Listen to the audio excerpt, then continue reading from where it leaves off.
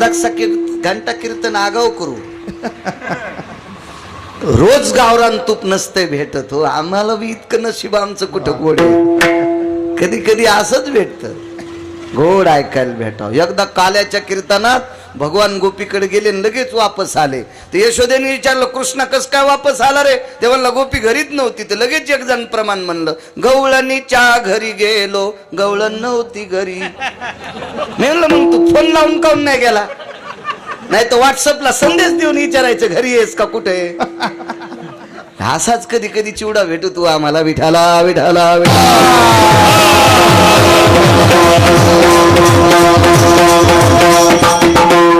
विरोधात जाता येत नसतं ना, यजमानानं बनलेलं असतं ना.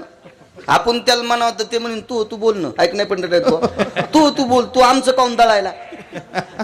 तुला कसं बारीक दळायचं का ठोकर दळायचं तू दळ. तुला आमच्यावर काय करायचं? फोकट कळंच्या निवळवळ असं होतं ना कधी कधी. विलाज नसतो. तुम्हाला एक सांगू का, आनंद प्रवासात सगळी लोक चांगले असले तरच भेटत असतो आपण. एअर कंडिशनर गाडी आहे 1 कोटीची. 1 कोटीची एक गाडी आहे. 1 कोटी. आपल्याला काय पैसे चाललेत का? वचनम किम दरिद्रता. 1 कोटीची गाडी आहे. आणि चोखट दादा त्याच्यातली सगळी माणसं दिवस माळवल्यावर लघुशंकेला काका उतरले आणि पुन्हा गाडीत बसले. पण 1 जणाचा पाय भरला. वास किती जणाला सांगा बरं? सगळ्या लोकायला. एकानं चूक केली तरी सगळं. मग संप्रदायात सुद्धा बट्ट्याबोळ करणारा 1 जरी कीर्तनात आला तर अख्ख्या कीर्तनाची काशी करत होते. अख्ख्या कीर्तनाची विठाला विठाला.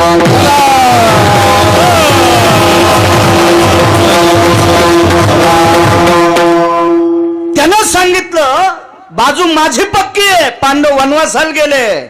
शकुनी म्हणतो अरे नियतीनं प्रवेश केला. शकुनी इतका गोड बोलत होता आप्पा. त्यानं सांगितलं नाही, पांडव वनवासाला जरी गेले तर जगाचा बाप त्यांच्या पाठीमाग आहे. अहो किती पाठीमाग.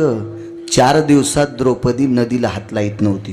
पवित्र गंगा प्रवासात असताना पवित्र गंगा असल तर रजस्वाला असताना 4 दिवसात नदीला हात लाईत नव्हती. हे रातच्या 2 वाजता तिच्या उशाला पाण्याचा माठ भरून ठेवत होतं आणि तिथं आंघोळ करीत होती. त्याला मारायला काय या जरासंधाची मायवेली काय हिंमत आहे का त्याला? राहिला आता श्रोतीचा दुसरा न्याय आहे का? तर शकुनी म्हणला काम आपलं साधलंय म्हणला. या तुझ्या हाडवैरामुळं पांडव हारले, गोट्या पालथं पडल्या आणि जिंकले कौरव. पण जिंकल्याच्या नंतर कौरवानं नियतीचे घोडे दामटून दिले आणि अनितीच्या घोड्यावर कौरव बसले. एका पवित्र स्त्रीचं वस्त्र हरण केलं. फार मोठं पाप आहे, फार मोठं पाप आहे, फार मोठं पाप आहे. तुम्हाला एक सांगू का, नियतीच्या सूत्रात पेरणी येत असते. अपरन्न परान्न भयन व्याप्ती निषदो कालाती जायते कृषी कर्मांस्ततेवच नैवम गांजा कसम लिखितम. हो, स्त्रीचं वस्त्र किती पवित्र आहे.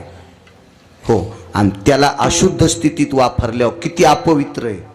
हे शास्त्र फार मोठं टोकाचं आहे. म्हणून पेरणारा माणूस सुतार दादाच्या नेहावून ती फण उचलली की मारुतीला येडा घालीत होते. आणि जवळ रान असेल तर ती फण रानात नेऊन टेकीत होते. आणि लांब रान असेल तर बैलगाडीनं ती फण तिथं न्यायची. आणि पेरणाऱ्यानं बायकोचं तोंड पेरणी होस तर पाहायचं नाही. हो, जेवऱ्या बुडक्या होत नव्हत्या. आता पप्याच्या माईच्या साडीचाच कासरा टिपणीला. हो हो, किती काळवी चित्र पाहन तुम्ही. वस्त्रात लय मोठी ताकद असते. तुम्हाला एक सांगू, वस्त्र स्त्रीचं सामान्य. अहो या वस्त्राची पवित्रता पाहिली तर पदर माथ्याचा बाळ नंदाचा एका पदरात ताकद. दुसरी एक गोष्ट सांगतो पुन्हा. दिवाळीच्या धनत्रयोदशीच्या दिवशी पंढरपुरातल्या मालकाचा चेहरा आणि काशीतल्या मालकाचा चेहरा संत शिरोमणी नामदेवरायच्या आईनं गोनाबाईनं डोक्यावरच्या पदरानं पुसला. आपा काय पदरात ताकद, किती पदरातली क्षमता. पांचाळ नरेशाच्या मुलीनं सुप्रभा नावाच्या प्रधानाच्या पोरीनं द्रौपदीच्या अंगावरचं 9 वार लुगडं फाडलं. त्याच्यातलं 4.5 वार लुगडं एका साधूला फेकलं. त्यानं लुगडं प्रार्थना करून नेसलं आणि मग देवाला सांगितलं, देवा मी अंध असताना मला एक बहीण भेटली रे, आणि तिने मला वस्त्र दिलंय.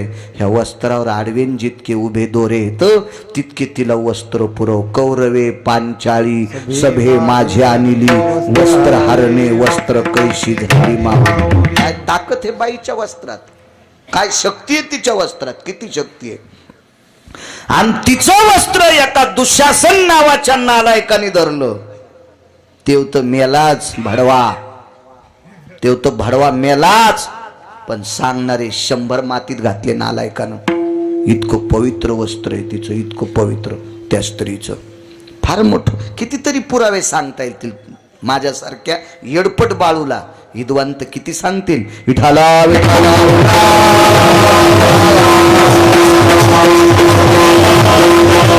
नियतीने संचार केला आणि शकुनी सांगतोय जय आपला आहे, आपला जय. दशात जरासंधाने विचारलं कस काय, वचनगाठ बांधली. म्हणला बेटा मग भाषे मरायचे राहिलेत, तू जर का कोणाच्या कानात सांगितलं तर खेळ बदलू शकतोय, बदलू शकतोय. मग वचनगाठ. ते म्हणला मी गुप्त ठेवल्यानं काय होईल. शकुनीकडे 2 पुण्य होते, फक्त 2. आज नाही सांगत आप्पा. त्या 2 पुण्याचा संकल्प सोडा पंढरीनाथ बुवा. आणि जरासंधाला सांगितलं बेटा मग काम होण्यासाठी वाचो, तू हे सांगू नकोस कोणाला की शकुनी भाच्याच्या विरोधात आहे, काम माझं साधतंय. तू या हाडवैरान फक्त वनवासाला गेले, राजे पुन्हा तेच होणार आहेत. पण तुला सांगतो तुझ्या कुठल्याच गंगेतल्या आस्ती हाडं स्वीकारित नाहीत. हे जर तू खुनगाठ गपचिक ठेवली तर माझं 2 पुण्य देऊन टाकतो आणि त्या पुण्याईनं तुझ्या आस्ती गंगेत विरत्यात. हो, चांगल्या पुण्याचा आशीर्वाद द्याला की ते जात असतं. मला वाटतं एक आदरणीय वारकरी संप्रदायातलं फार मोठं आधार्य रत्न सद्गुरू भानुदास महाराज एकदा वारीला चालले आप्पा. आणि वारीला जाता जाता दरवर्षी एका माणसाची तर मुक्काम व्हायचा. आणि मुक्काम होता असताना मग त्या घरातली लोक थोडीशी असे वाट लावताना डोळे भरून यायचे गुरुदेवा. आणि मग एके दिवशी भानुदास महाराज म्हणले अरे 4-2 वर्षापासून येतो पण तुम्ही असे प्रसन्नपणानं वाट लावी जा ना मला, तुम्ही रडता काय. त्या घरातली वारकरी बाबा एक बाई म्हणली महाराज आमच्या घरात 10-15 वर्ष झालं पाळणाच हालत नाही, पाळणा हालत नाही. तर महाराज म्हणले हालन ना, काय ना बोले. तर पंढरपुरात दर्शनाला गेल्यावर पंढरपुरातल्या मालकानं पाहिलं. म्हणले देवा काय मिळे काय नाही. म्हणले द्यालाच नाही आशीर्वाद तुम्ही त्याला, ह्या पिढीत त्याला काही होणार नव्हतं. दिली चाली वाचा शय मागिल्या तपाचा. मग साधून आशीर्वाद दिल्यावर पुण्य संपत आहे. तर शकुन्याला धड होता का. याच्याकडे 2च गोष्टीचं पुण्य होतं. हे पुण्य जरासंधाला देऊन टाकलं आणि मग हाडं विरले. आता हे गरज नव्हती बरं पुढं सांगायची, पण नाद असतून वटवट करायचा, त्याच्यामुळं पुढचं सांगितलं. आणि मग हे सगळ्याला सगळे भाषे संपले. एका संक्रांतीच्या दिवशी गांधारीनं वारकरी बाबा 100 सोना ढवळ्या साडीत पाहिल्या. हो ढवळ्या साडीत आपा. संक्रांतीच्या दिवशी 100 सोना विधवा. सासूला काय वांद्या वाटेल हो, काय वांद्या वाटेल, काय वांद्या वाटेल, काय देवांद्या वाटेल. त्यावेळेला गांधारीला कांतीप्रिया नावाच्या दासीनं सांगितलं माय रडू नकोस, पांडवाला दोष देऊ नकोस बाई, द्वारकेतल्या मालकाला कृष्ण परमात्म्याला दोष देऊ नकोस. तुझे 100 पोर मारले ते तुझ्या सख्या भावानं. गांधारीनं अशी मूठ दाबली, कर कर कर कर कर कर कर कर कर कर मूठ दाबली. कांतीप्रियेनं मूठ उखलली. माय उलटा शाप देऊ नकोस, आता ते 100ला 100 मेलेत. तो पंढरपुरातल्या मालकाला शाप द्याला. प्रभास क्षत्राव त्याचे वज्र जर सोडून द्याला, वज्राला एका भजण्याचा प्रसाद भेटला होता. गुणीजनाचा नाही बरं, भजण्याचा वारकऱ्याचा प्रसाद. तो वारकरी सुदामदेव. त्या पोह्याच्या प्रसादाने 1 पोट्ट वाचलं चोखट दादा, बाकी सगळे मेले तुझ्या शापानं. कांतीप्रिया नावाची दासी सांगते. आणि बाई, शकुनीनं जरी पाप केलं असेल तर त्याच्या कुळातली लोक वाईट नाहीत ग. तू गव्हासोबत किडायला दळू नकोस. आणि शापावर मुठ उकलली कांतीप्रिया. ब्रह्मज्ञानानं परिपूर्ण अशी दासी होती. मग तिनं सांगितलं, का ग माझा सख्खा भाऊ सख्या बहिणीचे पोरं का मारील? वैर सांगितलं, बाई तुझ्या दुर्योधन नावाच्या पोरानं पाण्यातले पण डाव खेळता खेळता पाण्यात दाबून भावाचे मामाचे 4 पोरं मारले. म्हणून त्यानं तुझ्याच घरच्या भाकरी खाऊन तुझ्या 100ला 100 मारले. हे हाडापासून चालत आलेलं वैर इतकं विचित्र असतंय. म्हणून मालक पहिल्या कडव्यात म्हणतात, निर्वैर भावे सर्व भूतासारे, निर्वैर भावे सर्व भूतासारे.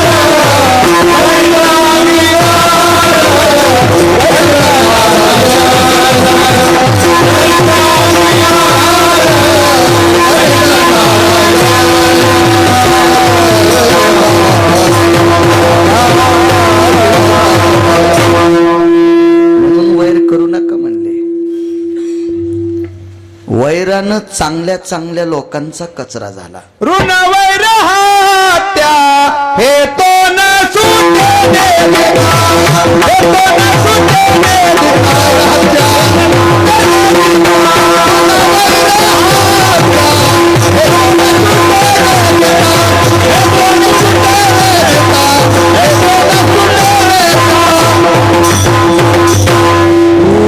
फेडावंच लागतंय.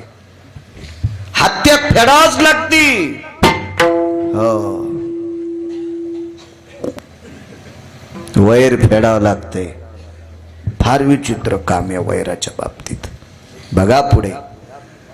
मग वैर नाही केल्यावर काय होतंय? तरी अंगीकार करीला नारायण, तरी अंगीकार करीला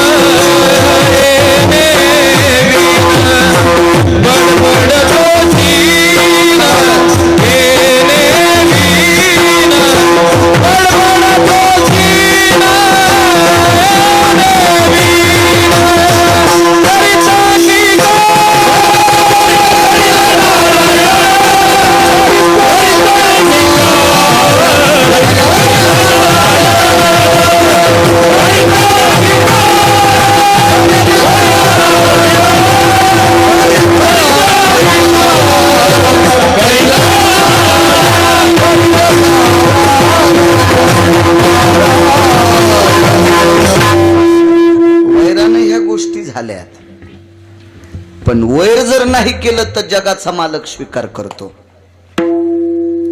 देव तर स्वीकार करील, लय लांबची गोष्ट आहे. वैर संपलं की लय गोष्टी गोड होत्यात. रामेश्वर शास्त्री नावाचे फार एक अधिकारी शास्त्री होऊन गेले, 400 वर्षापूर्वीचे शास्त्री. बघा, जे शास्त्री सांगितले हे आपल्या कळण्यातले शास्त्री, पण 400 वर्षापूर्वी पंढरीनाथ बुवा शास्त्री होते. रामेश्वर शास्त्री बहुलकर, विद्वान. तुकोबरायचा गाथा पाण्यात टाकला.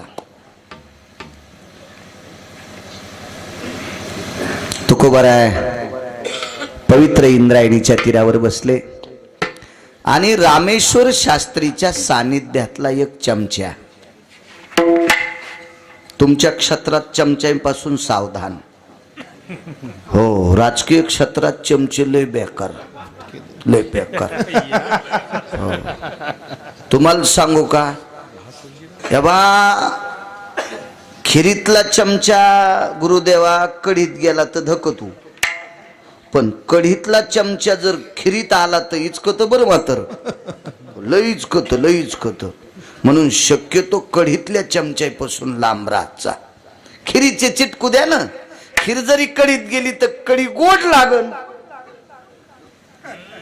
कढी गोड आणि टाक. शहाणीबाई गुळ टाकते का नाही कढीत? शहाणी सांगायलो, शहाणी मी. हो, शहाण्यालाच येत असते. जिला गौऱ्या लावता येत नाही तिला धिडे कशी येतील? त्यासाठी शहाणी लागन ना, शहाणी लागन. जिला पिठल्यातले गोळे फुटन तर ती म्हणली मी बासुंदी करते. म्हणलं राव दिनचे तुरा, दुधाचा खराब करू नको, आम्ही असंच पितो. तू कशाला येड्यावर दूध खराब होईल नाही, कशाला आम्ही तसंच पितो, तुला गोळे फिटवणार पिठल्यातले. शहाणी सांगतोय. चमचे विचित्र असतात. आणि काय सांगू लागलो,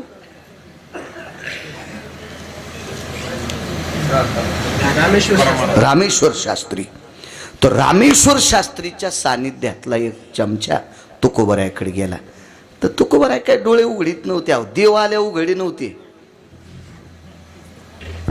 पण रघुमामा यानं जास्त आग्रह केल्यामुळे डोळे उघडले. काय म्हणले, आपण शास्त्रींकडनं आलात? जी जी. काही नाही म्हणे, शास्त्रींनी तुमचा गाथा पाण्यात टाकला याबद्दल काय? शास्त्रीच्या बाबतीत मी खालीवरी बोलणं जिभेला किडे पडतील. तुकोबरायचं गवत बरं का, तुकोबरायचं पद. शास्त्री शास्त्री येत, त्यांना हे उचित अनुचित कळतंय, निष्ठ अनिष्ट कळतंय. मी त्यांच्या बाबतीत काय बोलणार आहे? तर ह्या कढीतल्या चमच्यानं दादा शास्त्रींना येऊन सांगितल्यावर शास्त्री रडू लागले. मंगेश बुवा, पण वेळ निघून गेलती आप्पा, निघून गेलती. कालांतरानं गाथावरही आला. तर ऐका पुढे, ऐका ऐका. वैर अंतकरणात न धरल्याची ताकद किती मोठी असते.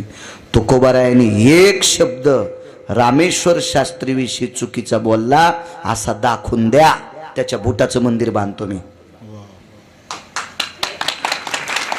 रामेश्वर शास्त्रीविषयी तुकोबारायाने एक ह्रस्वदीर्घ जर शब्द चुकीचा वापरला असेल, गाथा सामान्य संपत्ती. तुमच्या माझ्यासारख्या अज्ञानी माणसांचा माथा दुरुस्त करायची ताकद गाथ्यात आहे. याच्या पलीकडे सांगू, हे संत वाङ्मय, या संतांचे गाथे जर नसते तर आपल्यात आणि ऊसातल्या डुकरात काहीच फरक नव्हता. ऊसातल्या डुकरापेक्षा आपण बंगिरे झालो असतो. ह्या गाथ्यांनी आपण वाचलोत, ज्ञानेश्वरीनं वाचलोत, ह्या ग्रंथ संपदेनं आपण वाचलोत. हे संतांचा अधिकार आहे. तर कालांतरानं गाथा तुकोबरायचा पोरी आला. आता हाच चमचा रामेश्वर शास्त्रीला विचारतोय. म्हणून मी नेहमी सांगत असतो, फुटक्या दुर्णापासून सावधान. फुटके दुर्ण कामाचे नसते.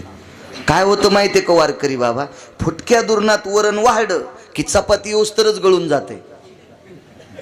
मग कुत्र्यावानी चपाती खावा का कोरडी? त्याच्यापेक्षा फुटक्या दुर्णात वरण घेण्यापेक्षा चपाती अशी कुस करायची आणि त्याच्यावर वरण घ्यायचं. पण फुटक्या दुर्णातलं वरण चपाती संग खाऊ देत नाही. मग फुटके दुर्ण तुमच्या क्षेत्रात तर फेकून दिले पाहिजे. हो, फेकून दिले पाहिजे. फुटके दुर्ण कामाचे नसतील, कामाचे नसतील. तर हा फुटका दुरण तुकोबारायला तसं बोलला. तर तुकोबारायचं मनोगत रामेश्वर शास्त्रींना सांगितल्यावर रामेश्वर शास्त्रीच्या डोळ्यातून पाणी आलं. आणि आता गाथावरी आल्यावर हाच फुटका दुरून तुकोबारा रामेश्वर शास्त्रीला म्हणत होता, तुम्ही गाथा पाण्यात टाकला, तुमची काय काय आता काय तुमचं मनोगत आहे. तर रामेश्वर शास्त्रीनं आरती दाखवली. आरती 2 कलरची होती.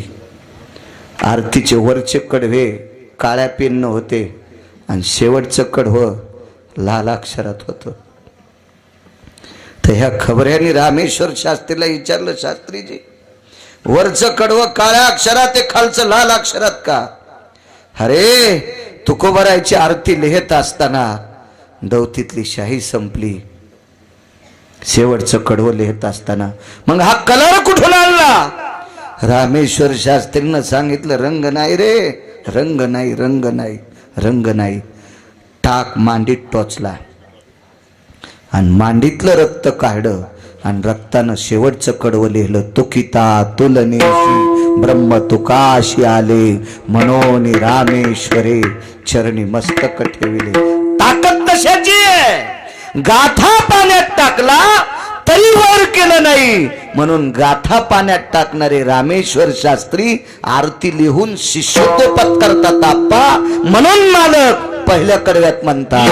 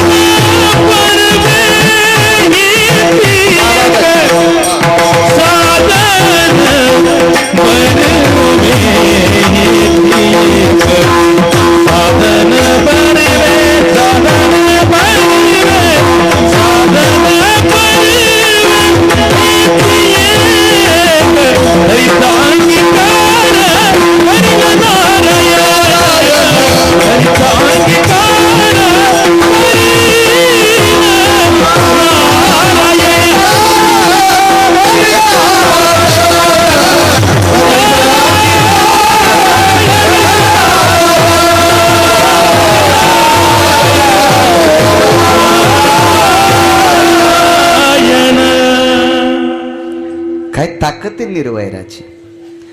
तुमच्यातल्या माझ्यातल्या काही पांचट लोकांनं शकील नावाच्या तांबोळ्याला पैसे दिले. त्याचं नाव होतं शकील तांबोळी, मुसलमान. त्यानं त्या पैशाचे गुरुवर्य पानं आणले. पानं किती चावीन म्हणून त्यानं पानं कुटले आपा. त्याचा तांबूल केला आणि तोंडात घेऊन नाथांच्या अंगावर थुकला. यवन अंगावरी प्रसाद देवोनी मुक्त केला. इतकं नका बघू, याच्या पुढं पान पुढं 108 वेळा म्हणे मुसलमान अंगावर थुंकला. तर तत्वज्ञानी विचारणार नसतील का? नाथ महाराजांकडे 22 चोपदार होते. एका ठिकाणी 15 सांगितले.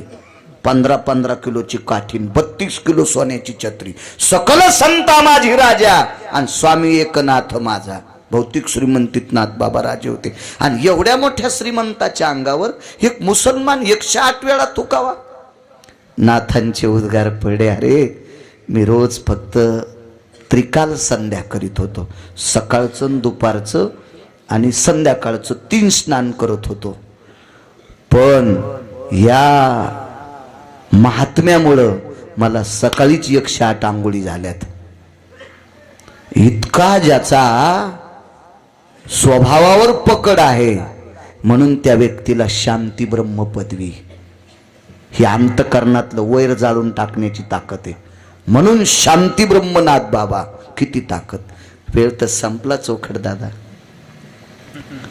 बर कवर पटकन सांगा, 1 तास का अर्धा तास पुन्हा हाय का नाही असं सांगा. काय होतंय, मापम्या काही पीठ देणाऱ्या बाईवानी असं उधळून दिलं नाही. एक बाई शेजारणीची तर भाज्याच्या पिठाला गेली. भाज्याचं पीठ म्हणजे हरभऱ्याचं पीठ. हरभऱ्याच्या पिठाला गेली तर मग ती बाई काय अशी डब्यात वाटी खुपसीत नाही बरं. अशी अशी अशी अशी अशी मी अशी नाही शी घालली मी उभाटे आहोत आणले बरं विठाला विठाला वैर न करण्याचा एक पुरावा सांगतो एक एक मला छत्रपती संभाजीनगरला पहाट काल आहे आणि 10 वाजताच काल आहे त्याच्यामुळं तरी सांगतोय चला. द्रौपदीची 5 लेकरं अश्वत्थाम्यानं झोपीत कापली झोपीत कापली झोपीत झोपीत. महाभारतात श्रीमद भागवतात पुरावा पाहू नका. एका पुराणाचं मत आहे पांडव गादीवर जरी बसले तरी वंश दीपक शिल्लक राहणार नव्हता. ही काळ्या दगडावरची रेग होती काळ्या दगडावरची रेग. द्रोह जायते इति नाम द्रौपदी जिच्या जीवनातलं वैषम्य संपलंय द्रोह संपलाय आप्पा तिचं नाव द्रौपदी होतं. शेवटचा पुरावा. निर्वैर होण्याची ताकद किती मोठी वैर संपलं की किती मोठी ताकद असते. 5 लेकरं मारली. हे मी सांगतो म्हणून ऐकायचं नाही. तुका म्हणे अंगी राखिली दुर्गंधी अश्वत्थामावधी पांडव पुत्र मारी पांडव पुत्र. अश्वत्थामाने 5 लेकरं झोपीत कापली. अश्वत्थामा कोण? ज्या अर्जुनाला धनुर्धारी विद्या देणारे द्रोणाचार्य त्यांचा पुत्र. संगतीतली ताकद फार मोठी असती फार मोठी ताकद असती. अश्वत्थाम्याची धर्मपत्नी फार सात्विक होती. हो दुर्योधनाची धर्मपत्नी फार सात्विक होती. नाव सांगता येईल का तिचं? भानुमती. भानुमती. वा ह्या फार सात्विक होत्या. पण हे भंगिरे होते ना भंगिरे बुटा हरपून येत होते ने याला आकली नव्हत्या ना. आणि ज्याच्या जीवनात पत्नी सात्विक आजही महाराष्ट्राच्या मातीतल्या काही काही पवित्र स्त्रिया नालायकाचा संसार पण गोड करतात. इतक्या पवित्र आहेत इतक्या पवित्र. कधी कधी नवऱ्याची चूक बाई धाकून नेत असती पण बाईनं केलेला येडेपणा नवऱ्याला कधीच झाकता येत नाही हे मात्र लक्षात ठेवा. हो नाही झाकता येत. म्हणून देहूतले मालक म्हणले करकसे संगती दुःख उदंड फजिती फार फजिती. पत्नी सात्विक असली पाहिजे. पण ऐकलं नाही तो अश्वत्थामा ऐकला नाही काय नाही. द्रौपदी किती सात्विक. पांडवावर 197 अरिष्ट आलते 197 माझ्या वाचनातले येतं. वैकुंठवासी रंगनाथ गुरुजी परभणीकरांचं वाक्य आहे. 197 अरिष्ट. नीतिशास्त्राचं मूल्य पाहत असताना विचारलं हे संपले कशामुळं? एकट्या द्रौपदीच्या कृपेमुळं. इतकी ताकद आहे इतक्या मोठ्या आहात तुम्ही इतक्या मोठ्या. चूक झाल्या फार मोठी अवघड. एकदा मी घोडी घेतली घोडी शेतात झाला आप्पा घोडी घेतली. चांगल्या प्रतीची घोडी होती होती म्हणजे काय ताण नाही. पण त्याला मी सांगितलं मी घोडी बसून पाहिन बाबा. मसड दूध काढूनच पाहत असतेत ना का चारा खाती म्हणून घ्यायचं. बैल कशी पाहायचे धरून पाहायचे आहे का नाही. फिरून जर पाऊल टाकीत असेल कापसाच्या मुंडक्यावर तर घेऊच नाही. असा जर दळीत असेल असा पाय टाकीत असेल फिरून कापसाच्या मुंडक्या तर काय करायचं ते बैल आहे का नाही. आणि म्हशीनं 14 पेंड्या बाजारात खाल्ल्या दादा. आणि आमच्या मित्रांनी म्हणला 14 मकाच्या पेंड्या खाल्ल्या 14 काय मसड दूध देईन. आणि सकाळी धार काढायला बसलं तर चिलीम पण नाही भरली. अरे म्हणलं ही कडब्याची काळ रे ही कशाला आणलीस तो आई. हे खाल्ला कड राणी काय लाईनी ही काय कामाची अशी. हो असं बेकार असते अशा मसडा कामाच्या नसत्यात. मसडा म्हणालो मी. तुम्ही काहून हसले का? म्हशीले पिळे घेत असतात तुम्हाला अजून बी लक्षात घ्या. शेळी शेंडा खाती शेळी शेंडा खाती शेळी कधी बुडातलं खात नाही. मसड गाय मस्त अलगत खाती. गायीनं चरल्या 3ऱ्या दिवशी त्या जाग्यावर पुन्हा तुनीर येत असतात. पण शेपुडीचं थोत्तर लागलं की झाड जळत असतं. आणि मसडायचं सांगू का तुम्हाला. मसड पाणी प्यायला गेल्यावर पाणी पिती शेणन ते मूत्र पुन्हा पाण्यात टाकीती. मसडाला येरपट. आणि म्हशी जर बांधल्यानं तर अर्धा चारा खात्यानं अर्ध्याची मळण धरत्याल. लय म्हशी मळण धरणार बाप्पा. झाडाला पिळे घेणार चराटाला पिळे देणार. कोणाच्या जीवनात मसड येत जाऊ नये. सगळ्याच्या जीवनात गाई येत जा. लय म्हशी चित्र. घोडी घेतली म्या. घोडीला 1ली 2री 3री 3ही चाल होत्या. अश्वत्थाम्याची पत्नी किती सात्विक. दुर्योधनाची पत्नी किती सात्विक. महाराज, लायक संपन्न नवरा नसताना पुत्र प्राप्तीची साधना केली. एक साधू प्राप्त केला आणि त्या साधूकून तेलाचा द्रोण घेतला आणि मालकाच्या अंगाला मर्दन करायचं होतं, पण या नालायकानं करू दिलं नाही. ते तेल खाली शेषाच्या अंगावर सांडलं. चला तो बाकीचा विषय कुर्दा असू द्या, काही मी हलकट हलकट हलकट पती. किती पत्नी सात्विक. हो, बायकांनी सात्विकता ठेवली पाहिजे. माझ्या माईंनो, नवरा किती जरी विद्वान असेल तरी तो मुलांना जास्त वेळ देऊ शकत नाही. आई जास्त वेळ देऊ शकते. मुलांना सुसंस्कारित घडण्याची ताकद जास्त देशातल्या आईकडे आहे. म्हणून तुम्ही चुका करता कामा नये. बघा, ते ह्या बायका सात्विक होत्या याच्यावर सांगतोय. घोडीला पहिली चाल, दुसरी चाल, तिसरी चाल 55च्या स्पीडनं, मोटरसायकल 45 ते 55ची स्पीड इकून मी बसलेला. इतकी घोडी टॉपमध्ये चालली. दिले मी त्याला इनाम द्याला आपा, पण मला घोडीला एक दुसरी खोड होती माहीतच नव्हती. मी हौसानं कीर्तन नाही दादा घोडीवर बसलो आणि येड्याला गेलो तर घोडीला एक खोड होती. किती लागा आखाडा तरी लोंबकळलेल्या बोरी खालून जात होती. अरे म्हणलं ही कामाचीच नाही ना, ही तर धुतरवर बडायला. हो, अशा घोडीवर नाही बसलं पाहिजे. देवा, तुम्हाला वैकुंठवासी बापसाहेब मालकांची कीर्तन तुम्ही ऐकले असतील. तर वैकुंठवासी बापसाहेब मालक म्हणायचे, अशा घोडीवर बसण्यापेक्षा पायंदळ चाललेला बाला. त्याच्या भाषेत सांगू का आप्पा, आयंदळ घोडीशे पायंदळ भाला. बापसाहेब मालक म्हणायचे, बाळ्या नाही म्हणायला. आयंदळ घोडीशे पायंदळ भाला आणि अवकुशळ बायकुशे रांडका भाला. तुम्ही याला बी हसायत लागले. काय सात्विक बायका होत्या, काय सात्विक. राजे हो, कौरवाचं सत्व हरू नये म्हणून भानुमतीनं महाराजाच्या रूपात आलेल्या देवाला दागिने काढून द्यावा. कर्णाचं ऐकून काय ताकद, काय स्त्रिया होत्या हो, काय अधिकारी स्त्रिया होत्या. ऐकलं नाही. द्रौपदीची 5 लेकरं कापली. अश्वत्थामा आरोपी आहे, खांबाला बांधला आरोपीला. धर्माला विचारलं काय शिक्षा द्यायची. त्यागे स्वदेशायाम, आमचे 5 मारलेत. अहिंसावादी धर्म आहे, मारू नका पण देशातून काढून द्या. अर्जुनाला विचारलं शिक्षा काय द्यायची. जे हाताने माझे पोरं कापलेत ते दोन्ही हात कलम करा. भीमानं सांगितलं बेट्याला जिवंत कशाला ठेवता. नकुल सहदेवाने विचारलं काय, त्याला विचारलं काय, आमचे 3 भाऊ सांगते ते करा. पण मालक लय हुशार आहे पंढरपुरातला.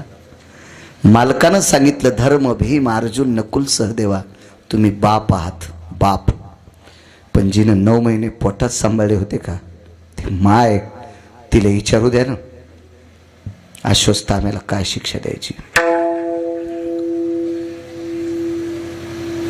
द्रौपदीचे 5 लेकर कापले. अर्जुनाचा पुत्र सुभद्रेला झालेला अभिमन्यू चक्रव्यूहात मृत्यू पावला. त्यावेळेला नीतिसूत्राचा आधार घेतला. द्रौपदीने विचारलं आमच्या वंशाची परिस्थिती काय. काही नाही म्हणले, तुमच्या वंशात पांडव राजे होणार पण त्यांच्या पश्चात गादीवर बसण्यासाठी कोणी राहणार नाही. रडू लागली द्रौपदी. काय करायचं माझ्या मालकाला राज्य असून, ह्या राज्यावर बसण्यासाठी जर पुढे कोणी नसेल तर हे राज्य तरी काय करायचं. ही रक्तरंजित गादी आहे, ही रक्तावरची चिखलाची गादी आहे, काय करायची ही गादी. नीतिसूत्रानं सांगितलं बाई, तुझ्या पुण्याईच्या बळावर या वंशासाठी दीपक वाढेल. तर वैर विसरण्याची ताकद शेवटचा मुद्दा पाय का. खांबाला अश्वत्थामा बांधलाय. अश्वत्थामा चिरंजीव आहे बाप्पा, चिरंजीव आहे अश्वत्थामा, चिरंजीव. पण एक लक्षात घ्या, काहीतरी व्यंग अश्वत्थामाला करता येत होतं. ही देवाची ताकद. त्याला काय करता येत नाही. देवचतुर देवचतुर जाणून अंतर्वर्त. त्याच्या डोक्याला काय डोकं लावायचं आपण. द्रौपदीला विचारलं ताई दादा आलास होय. तुम्हाला एक पुन्हा मुद्दा सांगतो. वैकुंठवासी भागवतातलं एक रत्न रामचंद्रजी डोंगरोजी महाराज, धारुरकर शास्त्री, चक्रांकित शास्त्री सांगायचे, ज्या वेळेला द्रौपदीला विचारलं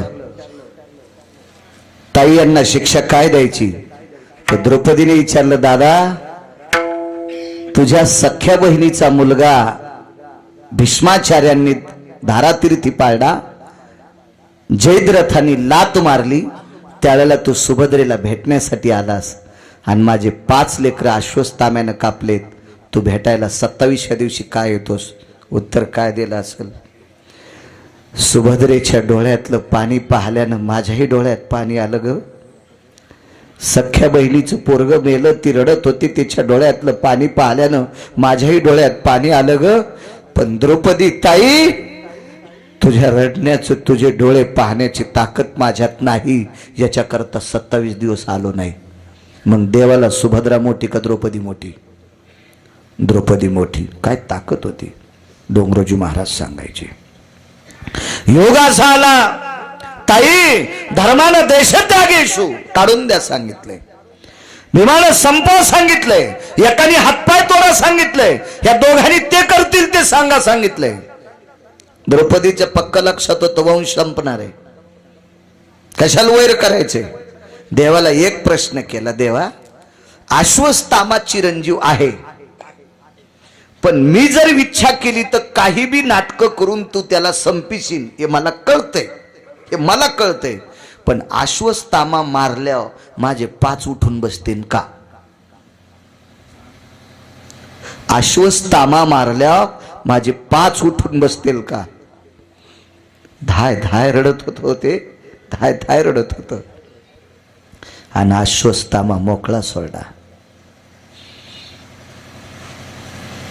तर द्रौपदीचं वाक्य ऐकल्याच्या नंतर अश्वत्थाम्याच्या तोंडातून एक वाक्य पडतंय, यावतम कुलदीपकाति जायते तेजो यत्वंशानाम द्वापारेच कृतंजनः. हा आशीर्वाद ब्रह्मदेवाला मोजता येत नव्हता. वंशात कुलदीपक वाढन.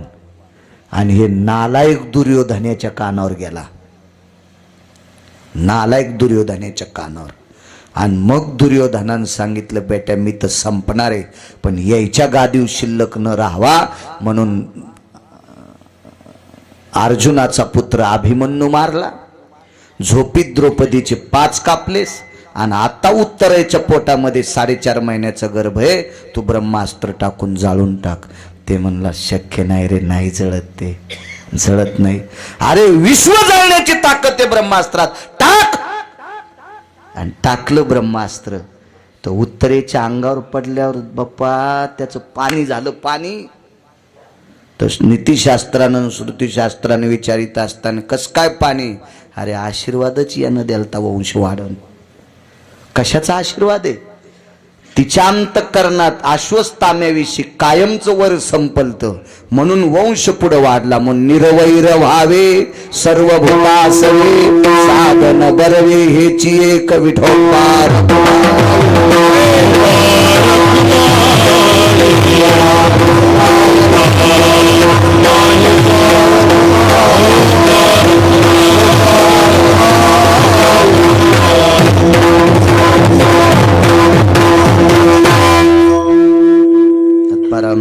सहदेव चौखट असतील, उत्तम सदाशिवराव चौखट असतील, दत्ता आसरोबा चौखट असतील, विष्णू आसरोबा कागदे असतील, राजेभाऊ रामकिशन चौखट असतील, रामप्रसाद पंडित पंढरीनाथ चौखट असतील, विलास तुकारामजी चौखट आणि संतोष गणेशराव चौखट या 8 सद्भक्तांमुळे इथे येण्याचा योग आला.